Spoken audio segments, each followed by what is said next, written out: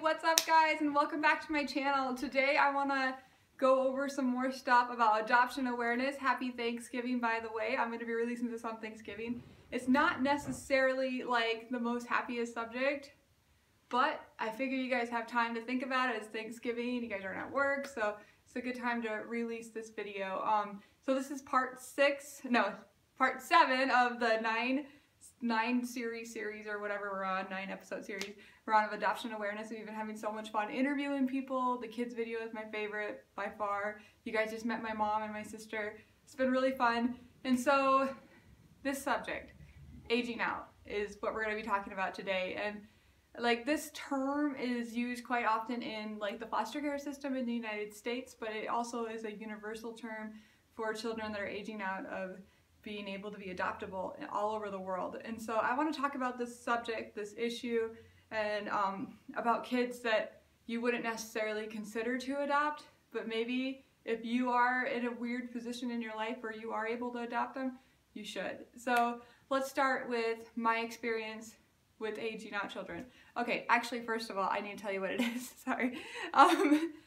Alright, so first of all, let me tell you what aging out means. Aging out means, like, when you are in foster care, you get to a point when you're 18 where you age out of foster care and you're no longer basically eligible for adoption. And then overseas, it's a lot younger. It's like 13, 14 in most countries. You are technically no longer eligible for adoption. And then you basically get kicked out of the orphanages in most countries when you are like 16 and you live in dormitories or you go to the street. So these are some of the options for you when you age out. In other countries, in the United States, they try to stick with the kids as long as possible. As long as you are in college, they normally try to help you, and you get money from the government to help you those first few years out of when you become 18. So that's what aging out means. It's you're no longer able to adopt that child because they aged out of the system or they aged out of the orphanage. And so that just breaks my heart, obviously. If you went through your whole life and nobody adopted you and you were unwanted, that's a really sad situation. And so just wanted to share my experience with the age out process.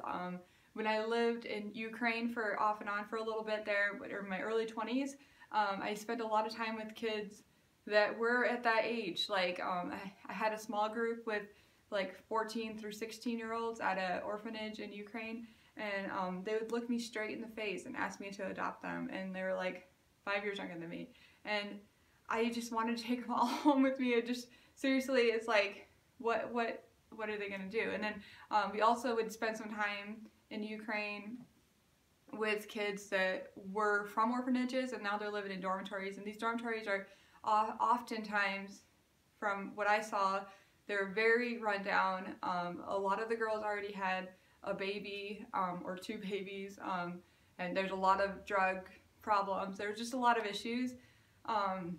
It's just like, I don't know, I'm 30, I still need my mom. Like, it just seems so unjust for these kids just to go the rest of their life without parents to love them and care for them and to be there for them. And so this is my appeal to you guys, is to consider older children and to consider children that you might not always consider. I adopted a 10-year-old boy. He was 12 by the time I adopted him. He came to my care at 10, and he was considered a high-risk child because, one, he's a boy and boys are high risk, and I was close to age with him. We're only 14 years apart, like, and also he was a runaway, all these things, and he turned out to be amazing and stellar and just a really good teenager. And we could have missed that if we were afraid of his age, afraid of what could come with that baggage. And we were in a position, we didn't have younger children in the home where we could take in older kids.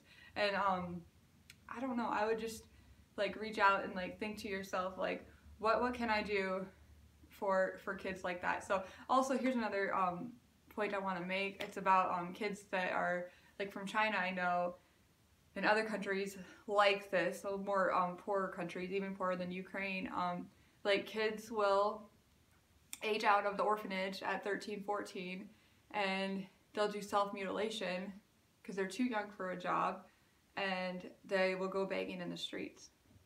And I just, it breaks my heart, like, thinking about that. And I'm like, that could be my boys, you know, like, that could be my son.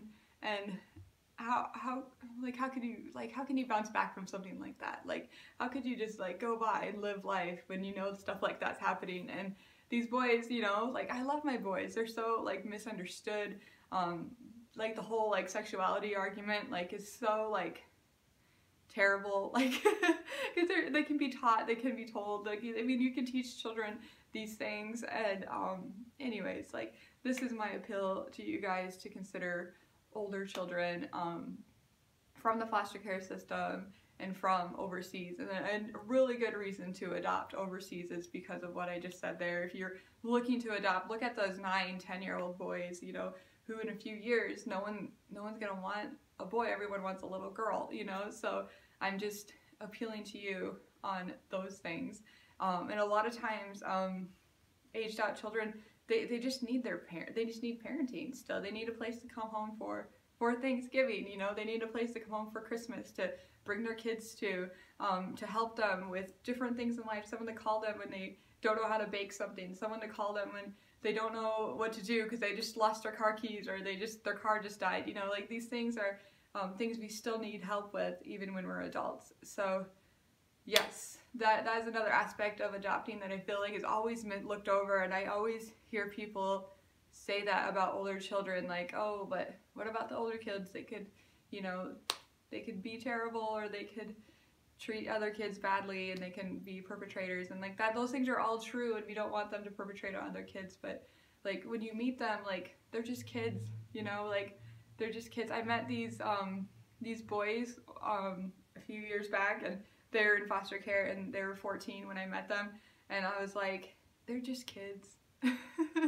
Like, when you meet them, you're like, oh, they're just like boys. Like, they're just like, they just need some loving, you know, like, they just need me to be in there and giving them some love. And it's just so important. And another aspect of this is, like, we also ministered in Ukraine to a boys' home, and I just have a heart for these little boys. Like, they're so sweet. Like, when we start to, like, mother them and to father them, they really bloom, and they really blossom, and they really turn into men.